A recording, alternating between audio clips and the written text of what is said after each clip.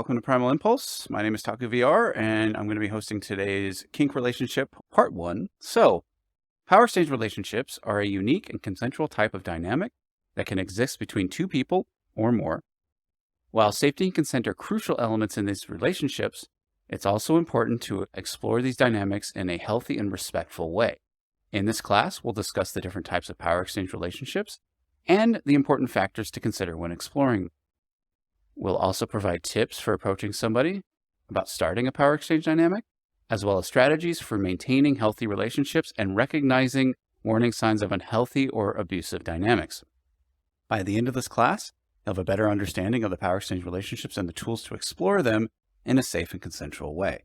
Now, we've been over the BDSM 101 class. This is going to borrow a little bit from that, but this is going to be more of a overview on how to get started into a kink relationship, how to go about approaching somebody, and then what to look out for in an abusive dynamic. We're going to be going into abusive dynamics more in a future class. However, we're going to go over the basics here. So one of the main reasons why I started teaching here at Primal Impulse was to educate people on what a healthy relationship should look like versus an unhealthy one.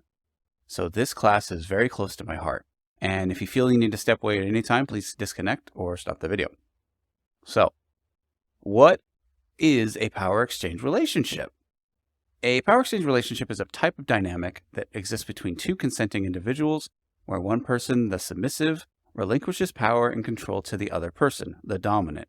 Again, if you're both switches, then that can go back and forth depending. The submissive partner consents to follow the rules and guidelines set forth by the dominant partner, often in exchange for a sense of structure, guidance, and a sense of protection. Again, not actual protection. This isn't the mafia. This is more, it's more guidance and being close to somebody who has your best interest at heart. And remember that phrase, best interest at heart. A healthy kink dynamic is going to focus on giving the best of yourself to the other person. So in this type of relationship, power is not necessarily based on physical strength or aggression, but rather the trust shared from one partner to have control over a portion or all of the behaviors or actions of another.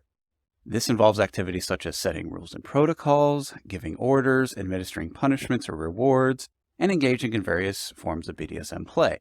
Power exchange relationships can take many forms, and they can either be casual or more formalized. Some couples may engage in power exchange only during certain activities or scenes, while others may incorporate it into their daily lives. These types are called bedroom and 24/7 respectively. Some people will go all in on a 24/7 dynamic, such as the one I have, or some people are only submissive or dominant in the bedroom. Either way works, and it really depends on what you want. You should be able to take things from this class and apply them to both. However, I'm writing from the perspective of someone who's going into a kink relationship, not just a dynamic. So there are various types of dynamics, each with different mixes of power exchange and types of interaction. It is important to understand that a dynamic may consist of the appearance of one type of dynamic and the traits of another. For example, a dynamic that in public exhibits as a master and slave may in private be more of a caregiver/pet in nature. Here are some examples. Many other types of dynamics exist, and the names are not used consistently, so it could mix and match. Dominant and submissive/DS. This is your most common type of kink dynamic. It involves one person taking the role of the dominant and another taking the role of the submissive.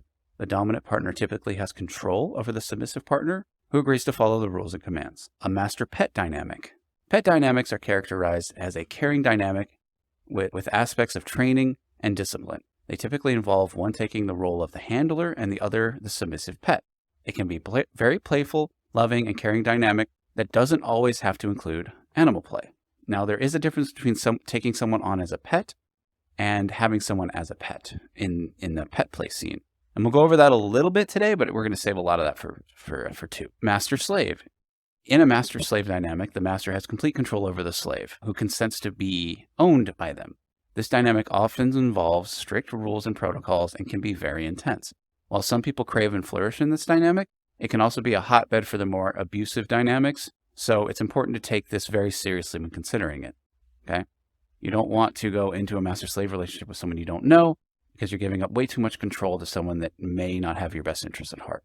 So take your time and build the trust and rapport with somebody before you decide on a dynamic. That is very important. Okay, caregiver and little. This dynamic involves one partner taking the role of the caregiver, daddy or mommy, and the other taking the role of a child, a little. The caregiver provides structure and guidance, while the little may engage in childlike behaviors and seek comfort and protection from the caregiver. While that is usually the case, it is not uncommon for those roles to be swapped, same as in pet play. Sometimes the cat can be the dominant, and the handler to be the submissive, trying to wrangle the dominant cat. So it's the same thing on caregivers and littles, but it's a lot more rare. So, as with other types of relationships, it's important to remember that relationships may be monogamous or polyamorous, and this also needs to be negotiated. We're going to go over this in part 2 a little bit more, but we can go over a little bit of a baseline here. So, number of partners. Monogamy and polyamory are two different relationship styles that differ in terms of number of people involved, the level of commitment, and the social and cultural norms that surround them. Here are some of the main differences between the two. The number of partners. The most obvious difference in monogamy and polyamory is the number of partners involved. Monogamous relationships involve only 2 people, while polyamorous relationships involve 3 or more. Now, you can go into what a polycule looks like or what a triad looks like versus open versus closed poly. That's all stuff for chapter 2 of this course. But just as an example, my submissive and I, we are open poly, which means that we can take on other partners with the consent of the other person. So you have basically our relationship right here, and we have relationships on the side, and we talk to each other. And we may not be physical with those people, but we are in the know and we're friendly. So that's different from being an open relationship, which is basically you can do whatever you want without the consent of the other person. Typically, again, these terms can be mixed around. So that's basically how we define it. And it's open and trust versus everybody. And I'll be completely honest, I've had a lot of issues with polyamory personally, but that's because I was with the wrong people, not because poly bit me in the ass, if that makes sense. So I became monogamous for a little bit and then came back to poly. And when I came back into VR, or right before I came back into VR, so I've been doing poly ever since, and it's been a very good journey. This is the most healthy relationship I've ever been in. So out of all the ones I've been in. So yeah, so the number 2, level of commitment. In monogamy, the expectation is that both partners are committed to each other exclusively and are not seeking other romantic or sexual relationships outside of that relationship. In polyamory, there is typically a level of commitment between partners, but the degree of exclusivity and hierarchy of partners can vary. Again, something for chapter 2. Some people use hierarchies. I am, the primary and you're the secondary. I tend to treat everyone equally in a relationship, and we can go over that later in a different class. But it's very intricate, and it's so big that I kind of wanted to move it to its own class. So the next class is probably going to be relationship types and then how to spot a more detailed course into abuse. So social norms. Monogamy is the dominant relationship style in many cultures and societies, including ours, with expectations around fidelity and exclusivity. In polyamory, on the other hand, it's still considered outside the mainstream and sort of social norms and often faces stigma or misunderstanding. It is getting better. I'm speaking to everybody here. It is getting better. There are shows out there. I mean, obviously the really crappy ones like Sister Wives and stuff. It does show what, a good sort of relationship looks like, but it's hammed up. There is something, I think the show's called SWAT. Something like that. There's a polyamorous relationship, and my parents are like, "Oh yeah, is that what you do?" Yes, that is what I do. So it is getting more and more common out there, and more main. And I'm even seeing like on dating apps, a lot of them are going polyamory or allowing it. Like, okay, Cupid is a very good place to go if you're looking for polyamory. Tinder is just not quite there yet, along with most things about Tinder. Okay, communication. Polyamorous relationships are often a strong emphasis on communication and negotiation around boundaries, desires, and needs. While communication is important in monogamous relationships, it may not be as explicit or frequent. Communication is everything in a relationship, especially poly. You have to be very open with people, especially when it comes to the next part, jealousy. In monogamy, jealousy is often viewed as natural and expected emotion that can arise from when one person feels threatened by another person. It's healthy. There's a healthy kind of jealousy, and then there's the unhealthy kind of jealousy. So you need to be aware of that. Unhealthy jealousy can lead to abuse and unhealthy relationships. but a normal sense of jealousy about like, this is someone I'm with, and that's okay. In polyamory, jealousy is often a common emotion, and there's often greater emphasis on processing and managing jealousy through open communication and mutual support. Now, that is huge in poly. You're going to feel jealous. That's just what happens. But you're going to need to talk through it and deal with it in order to make that successful. Again, poly's not for everybody, but if you're in a poly relationship and you feel jealous, that's normal.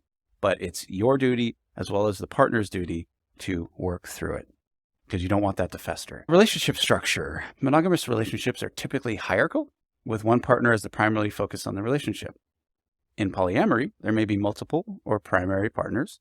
There may be multiple primary partners, or a relationship structure that is more fluid and flexible. You have your packs, you have your thruples, you have your polycules, and you have your kitchen table polyamory. I mean, these are all terms we'll go over later, a different class. But this is all just buzzwords for the same thing of poly is fluid. It has a lot more pieces to it. And that's what it is. You're talking about complicated structures inside of a single relationship. Or if you have a triad, for example, 3 people in a relationship, that's 1, 2, 3, 4 relationships between each person, and then the 4th central relationship between everybody. Sounds complicated, but it's important to maintain all of them in order to keep everyone on the same page. It's important to note that these are general differences, and there's a wide variety of relationships and structures out there within monogamy and polyamory. Ultimately, the most important factor in any relationship is open and honest communication, respect, and consent between the parties involved. You're going to hear that a lot today, especially when we're talking about the how to go about establishing a kink dynamic. How does someone show interest in a power exchange? How do you show someone that you're interested in, that you want to do this? So whether you're a dominant, submissive, or switch, going about pursuing a romantic or physical or sexual relationship with someone, again, not mutually exclusive. Kink does not always equal sex. Oftentimes it does. Sometimes it doesn't, and that's okay. Going about it is generally the same. There are several ways to show your interest and put in effort to build a connection with said person or people. Start by communicating your intentions and interests clearly and openly. Be honest with what about you're looking for in a relationship and what you hope to gain from it. Listen carefully to their responses and be respectful of their boundaries and preferences. Pay attention to your potential partners' needs or desires. Take the time to get to know them as a person, to show general interest in their life, hobbies, and passions. Remember details of their preferences and tailor your actions accordingly. Again, not outside of your own personality, but you want to make sure that you're jiving with them. And I'm not saying that to trick them. I'm saying that just to make sure that you guys are both on the same page. Consistency. Consistency is a key in any relationship. Show up regularly and be reliable and dependable. Follow through with your commitments. This demonstrates that you're serious about building a relationship and that you value their time and energy. Valuing and respecting someone's time is huge, okay? If you make a plan with somebody, do your best to actually show up. And a lot of this stuff is under the impression that you've had time to build a rapport with somebody. Don't just go up to someone and say, hey, I want to be your master. That doesn't work. You need to build a rapport with somebody. So this is all just basic stuff to take you to the next level with somebody if it's someone you're interested in. Again, remember, and this is big because this is another reason I started teaching, there is someone else on the other side of that screen. There's someone else on the other side of that table from you for IRL stuff. Make sure that you're treating them as a human, not an object. Objectification is fun, but do it when it's allowed and consensual. Don't just say, I want you and I want to possess you. That's a person. Make sure that you know what you're taking on in that regard, or to be taken on. It's a big deal and it's a big responsibility. So respect is fundamental in BDSM dynamics. Respect their boundaries, wishes, and limits. Treat them with dignity and courtesy, and mindful of their comfort and well-being at all times. That is, treat others how the way you want to be treated. That's a big thing with kink and relationships in general. Just as a society, you want to treat people the way you want to be treated, because what you give out, you're going to get back. As the saying goes, you catch more flies with honey than you do with vinegar. Don't be vinegar. Education. Educate yourself about BDSM and the specific kinks and fetishes that you both enjoy, that you're overlapping. See, what I like to say is that kink is like a painting that you're painting together or with a group. you have all of these colors on there, which are all your kinks and fetishes and wants and desires. Find the ones that match with somebody, mix those colors together and paint with those. Set the others aside. Now, some of those you're not going to want to set aside completely if they're like needs for you in terms of kink. Like, say you want to be a slave to somebody, you don't want to end up as a little to somebody if it's not going to work for you. So make sure, and this is what negotiation is for. You can check out the BDSM 101 class on vetting and safety. That will give you more information. But you want to make sure that you're painting with the same colors together. And then you're not forcing somebody to paint with your colors, right? You don't, and this is why whenever I'm doing a negotiation with somebody or I'm sharing a kink list, I let them share theirs with me first. Because I know, and this has happened to me before, that sometimes if I send them a list, they're going to come back with a list that looks a lot similar to mine. And they may do that consciously or subconsciously in order to say, we're a good match, let's get together and do this. And they may not have actually thought, processed what the issue is or what that is. Or I may say, let's do it, and then we'll share them at the same time, right? So there's no miscommunication. I just have one that's saved in my hard drive that I did recently. So I don't go back and change it depending on the person. It's just my limits and my desires. Doing all this demonstrates that you're willing to put in the effort to understand their world and engage with them on a deeper level. So remember that everyone is different. There's no one-size-fits-all approach to building a relationship. Ultimately, and this is in caps, this is in underline, bold, and italicized, the key to success is open communication, mutual respect, and a willingness to put in the effort to build a strong connection. How do you show someone effort when you're trying to build a kink relationship with somebody? Respect, communication, consistency, effort. Those are my 4 pillars, and they go both ways. Here are some tips and strategies on initiating a conversation about power exchange dynamics with a potential partner. Number 1, start with general conversation. It's never good to just go up to somebody, as I said, and start talking about the power exchange. Let's assume you've already established a rapport over the course of days, weeks, months before jumping straight into a conversation about power exchange. Try to have some general conversations, gauge your partner's interests and boundaries. Number 2, share your interests and boundaries. Once you've established a level of comfort, share your interests and boundaries with the other person or people. This can help lay the groundwork for a more in-depth conversation about power exchange. Number 3, be specific. When talking about power exchange, be specific about the type of dynamic you're interested in and what you're looking for in a partner. This can help avoid misunderstandings and ensure that both parties are on the same page. Number 4, listen actively. It's important to listen actively to your potential partner's responses and reactions. Be open to their feedback and willing to adjust your approach based on their needs and boundaries. Don't just say my way or the highway. That's not going to work. Some people it works. It doesn't work for long. And I also have a quick story about listening actively. I was talking with somebody recently, and we had a difference of, not a difference of opinion, but sort of our ways of communicating were so different that we ended up having to call everything off. Or because it was just, the way we communicated was just fundamentally different and it just wasn't going to work. So I had to step back from that because it just wasn't going to work with the way we were communicating. If someone was sad, I had my way of sort of stepping in and I was open to feedback, but the feedback was very vague and not very specific. And so it's like, it just wasn't going to work in the long run. Okay, so be respectful and patient. Remember that power exchange dynamics can be intense and emotionally charged. Be respectful of your potential partner's boundaries and take the time to build trust and mutual understanding. Number 6, finally, be prepared for rejection. Not everyone is interested in power exchange dynamics, and that's okay. Be prepared for the possibility of rejection and be responsible and be respectful of your potential partner's decision. A sign of a good dominant or submissive or switch is how they handle rejection. Being told no is just a part of your journey, so take it with grace and learn from it. Okay? Not everything is going to work out all hunky-dory at the end of the day. Sometimes it just doesn't work. Let those emotions process and then let them go. Okay? Don't hold on to that because you're going to start to resent. Overall, it's important to approach the conversation with an open and curious mindset and prioritize consent, communication, and respect through the process.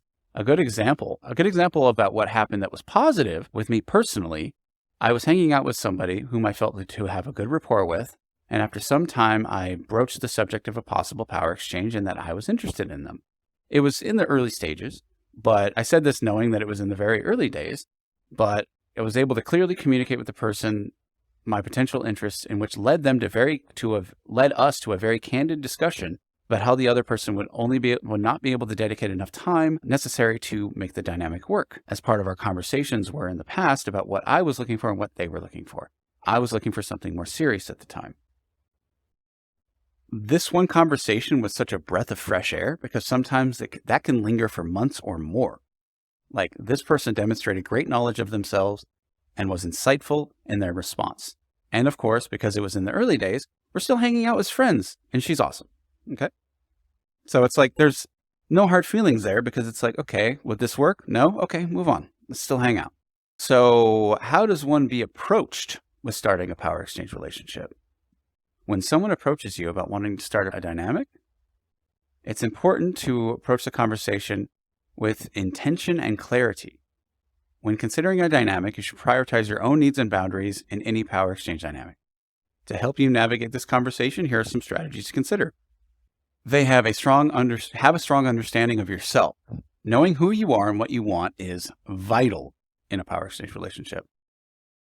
Make sure you don't dive in too quickly. Take some time to figure out what it is that you want. You may not be ready for a dynamic. You may want to research, play, experiment before making that sort of commitment. Okay? That's a big thing with newbies. Newbie frenzy. They come in, they immediately want to start something. Take your time. Take your time to learn who you are as a person and what you like. Experiment. Be play partners with somebody safely. You don't need to be in a full dynamic in order to experience that sort of thing. So just make sure that you're doing it in a healthy way. Set and communicate your boundaries. Before entering into any power exchange dynamic, it's important to know your own limits and what you are and are not comfortable with. This may involve thinking about your hard and soft limits, as well as any specific triggers or traumas you may have. Communicate these boundaries clearly and assertively to the other person, and be willing to enforce them if necessary. Stand up for yourself. Okay, if someone's going over your boundaries, that could lead to abusive behavior. If someone's doing it on accident, correct them. If someone's doing it on purpose, ditch them. Okay, recognize and respond to manipulative or coercive approaches. Unfortunately, some people may try to pressure or manipulate you into a power exchange dynamic. It's important to be aware of these red flags and trust your instincts. If you remember back in our vetting class, we went over a lot of these, but I'll cover the basics in a second. If someone is trying to push you into a dynamic you're not comfortable with, or they're not respecting your boundaries or your prior relationships, it is important to respond accordingly. This involves setting firmer boundaries, expressing your discomfort, or ending the conversation altogether and walking away. What are some examples of some red flags that you should be on the lookout for?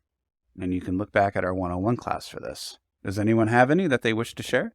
Okay, I'll go over these, and if you have any more, throw them in the event chat. Refusal to provide personal information. A lack of respect for you or the general process.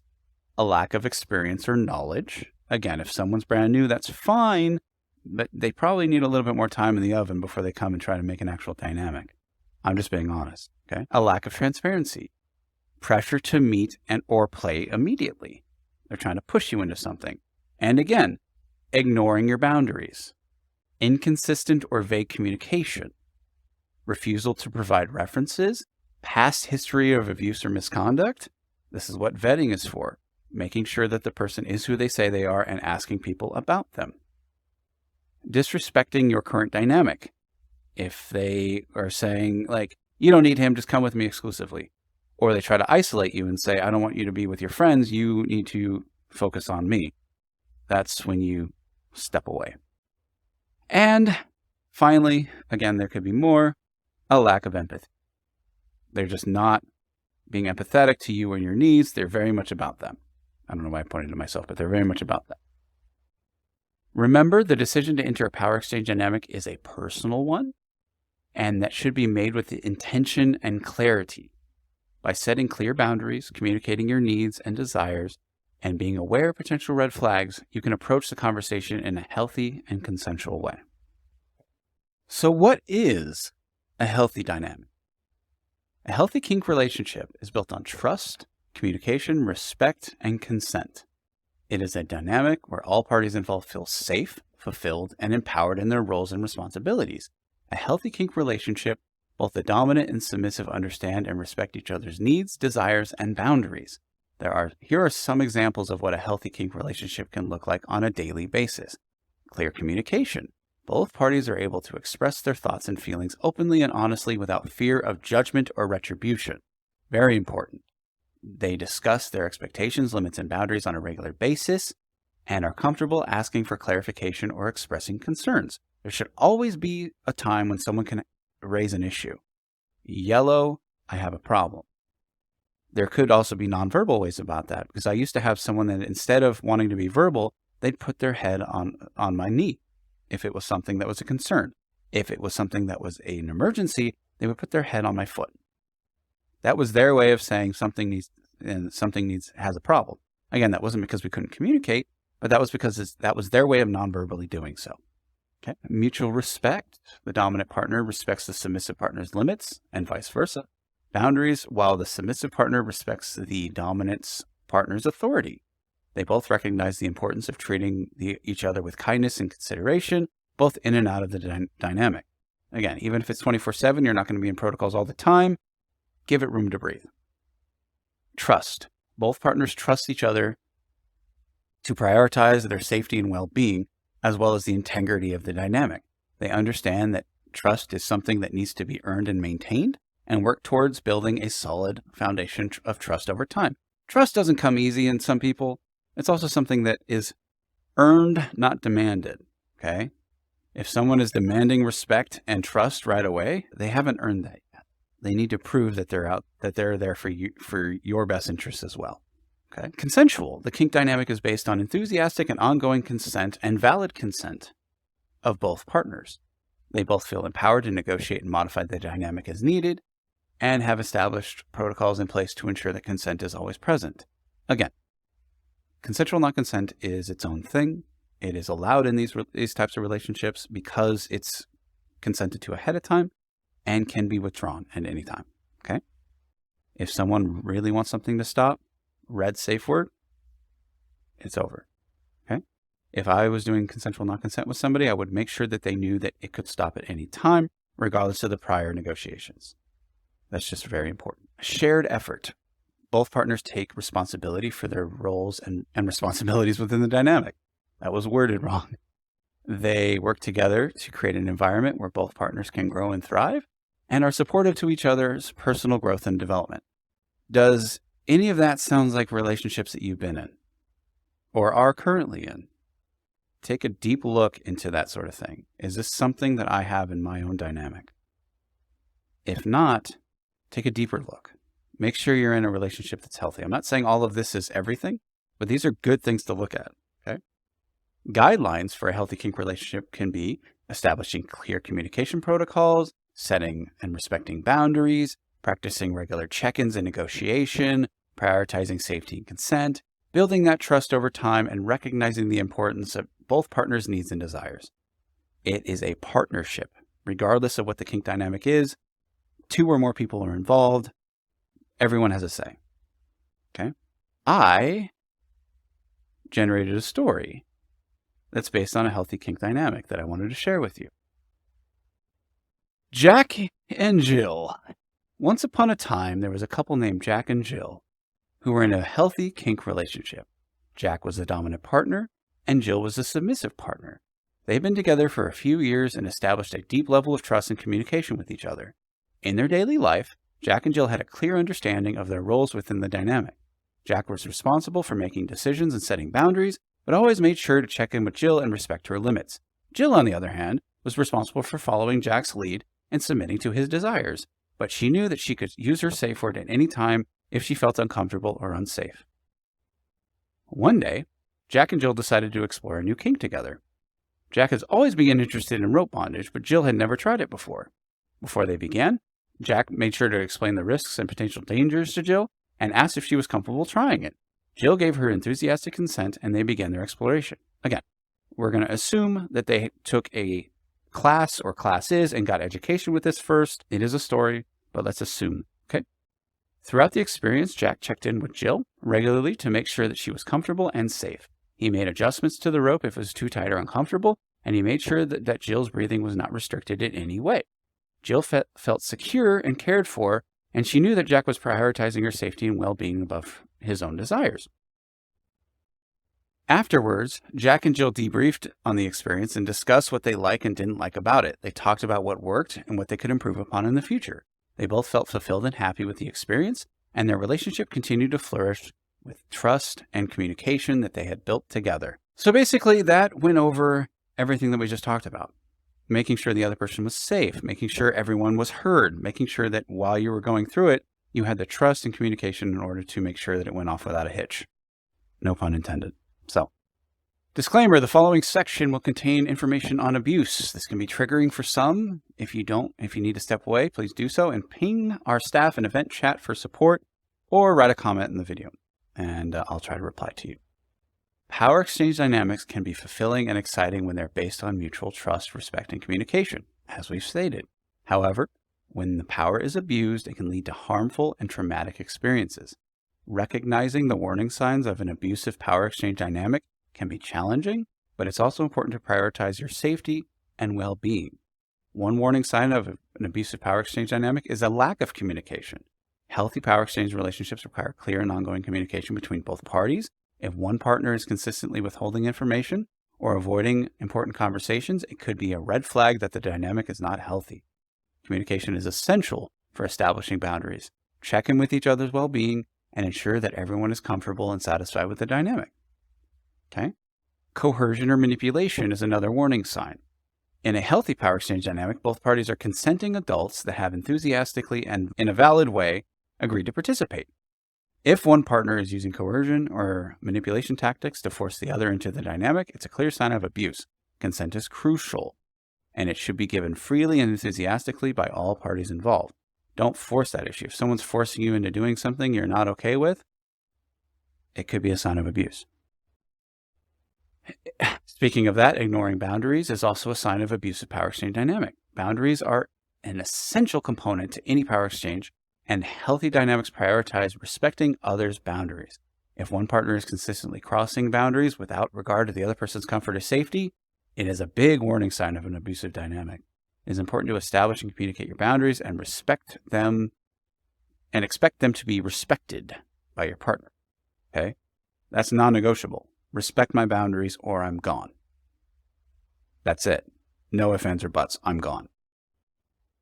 Isolation is another red flag. Abusive power exchange dynamics may involve one partner isolating the other from their friends, family, or support system. This makes it more difficult for the victim to leave the relationship or seek help, or to see that they're in an abusive relationship, because if you have someone from the outside looking in, they could see that this is not healthy. If you feel isolated or cut off from your support network, it's important to seek the help and support from trusted friends, loved ones, or a professional counselor or a therapist. Finally, physical and emotional harm. Harm, not hurt. Harm. We've talked about this before.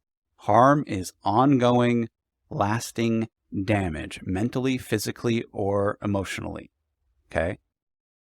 Harm is a clear sign of an abusive power exchange dynamic. Any form of physical or emotional harm, and this could include hitting, slapping, belittling, insulting, anything that's outside of a consented to power arrangement. So if you're into degradation and that's what's going on during that scene, during that moment, that's fine. Just remember, you understand that you want someone to treat you like that, but you're not that.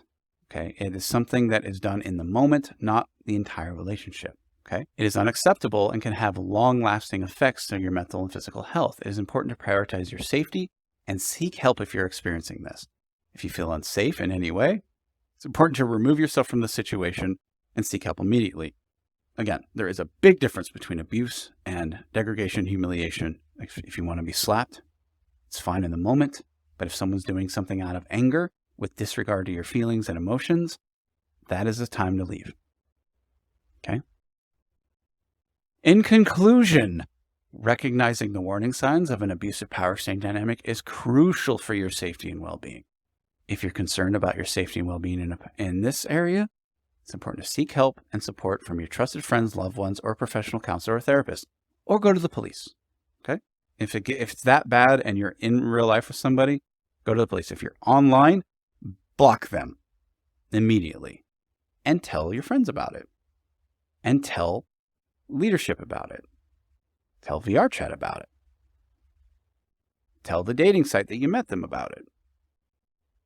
Make sure that they're not out to harm anyone else. You deserve to be in a healthy and fulfilling power exchange dynamic, and you have the right to prioritize your safety and well-being at all times. I do want to touch on how to get out of an abusive dynamic in order to give those resources to people that may need them. We're going to talk about abuses more in part 2. This is a big topic, but I want to make sure that everyone can get the information they need in order to get out if they need to. Getting out of an abusive power exchange dynamic can be a challenging and complicated process, but it is important to prioritize your safety. Here are some steps that you can take to exit out of an abusive dynamic. Reach out for support. Talk to someone you trust, such as a friend, family member, therapist, about the situation. They can offer emotional support and help you make a plan for leaving the dynamic. Set boundaries. It is important to set clear boundaries with your abusive partner and communicate that their behavior is not acceptable. Be firm and assertive in your communication and avoid engaging in arguments or negotiations in terms of, oh, I'll stop doing this if you give me this. I'll stop hitting you if you give me sex. That's not okay. This is stuff that happens and it sucks. Create a safety plan. Develop a plan for leaving the relationship safely. This involves finding a safe place to stay, contacting a domestic violence hotline, or involving law enforcement if necessary. Number 4, and this is something that a lot of people don't do for one reason or another, cut off contact. Once you've left the relationship, it's important to cut off all contact with the abusive partner. Block their phone number and their social media accounts. Block them on Discord. Block them on VR chat. Avoid any places where they may be. You don't want to get sucked back into that. Number 5, seek professional help. Consider seeking professional help such as counseling or therapy to address any emotional trauma or psychological effects from the abusive dynamic. A therapist can help you work through your feelings and develop coping strategies for moving forward. Now, does anyone have any questions on abuse? Again, we're going to go over this in a future class in more detail. But I'm more than happy to talk about anything that we've talked about today. The only thing we really have left is to discuss any questions people may have. And 2, we can go off on tangents right now. We are a little early. This class went through faster than I expected, even though I was trying to talk slower. So, does anyone have any questions or comments? Again, you don't have to share if you're in an abusive relationship. If you are and you want help, you can reach out to me personally or someone on the staff, and we can give you some resources. But yeah, it's very important to treat each other with respect. That's basically what I want everyone to take from this, is you deserve to be treated with respect. 100%. Okay? You, person looking at this video, looking at this class right now, sitting in the audience, you deserve to be treated well. Okay? No bullies. Am I right, Chia? Yeah. So I want to give a special thank you while Chia is typing to Tess and Chihaya for helping me write this class. There was several sections in this that were completely rewritten with their input. So I really appreciate our new staff members helping with this endeavor. What is some advice you can give when your partner is distant, absent, but not abusive? Okay. If someone is distant or absent, it's important that communication is number 1. You have to talk to them and say, hey, this is something that bothers me. If they don't take it seriously, then you have a bigger problem than just someone that's distant. You have someone that's just not engaged in the relationship, if that makes sense. Yes, Tess made the point. Distant/absent can be neglect, which is also a form of abuse. I didn't cover everything because we have a bigger list coming, and we're going to go into more details on the abusive stuff in part 2, but you need to watch out for that. But yes, neglect is something that you want to make sure that you're communicating that it's not okay with a person, and if you're not getting the answer that you want, that's acceptable to you, as in, hey, I need more time with you, then it may be time to step away. That being said, there is being over needy. Okay. There is someone that's like, I want to be with you 24/7. People need breaks. Okay. People need to be able to say, I'm not saying that's what you're doing. I'm saying from the opposite to be the case. If there is a suffocation method as well. But if you're being neglected, someone is absent and distant all the time, that's not the same. Reaching out to someone is not being clingy. It's being, hey, we need to solve this. I'm coming to you in respect as my dominant or as my submissive to help fix this. Okay. So that's where the difference there is. That makes sense? Okay. It's very good to be with someone that sees you for you. Sees you for you. Not sees you for someone that they want you to be. Or someone that they don't care to look at. Does that make sense? You want someone that's looking at you, but not fixating. That makes sense. It's a healthy sort of like back and forth. It's like a scale.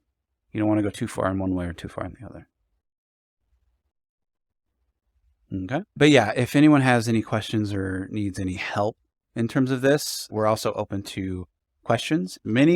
Not all people with 5, 10 plus pets are not going to be able to give you all of your attention. Yes, thank you so much. It's the same reason I have an upper limit on the people I'm going to be involved with. I was with 4 pets at once, and that was a lot for me, okay? Just fundamentally, they were in a pack, which made it easier, but it was a lot. So then it went down to 3, 2, then 1. Now I'm with one person. I'm seeking others, but I know that I am human. I have my limits.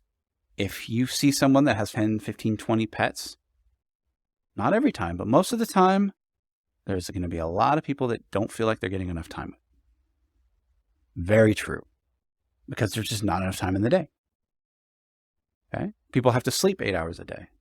And then people usually have to go to work. So that means they have 8 hours to be with themselves and the people around them, even if you're splitting up days. So I'm like, 2 or 3 is probably the max for me. Unless I'm in like a tight group that's like a polycule, I'm probably not going to go over that again anytime soon. So be on the lookout for Pet Collector, especially in VR chat. IRL, not so much, but it can happen. Okay. I hope this was insightful for people. I would love your feedback. I know these are intense classes, the pillar ones. We'll probably come back to a fun class next week. Let's see. Same. They told me when you asked money. Oh yeah. The whole poly thing. I need extra money. We need more people in this household in order to be able to survive in this economy. You can't afford to be monogamous in this economy. That's the joke.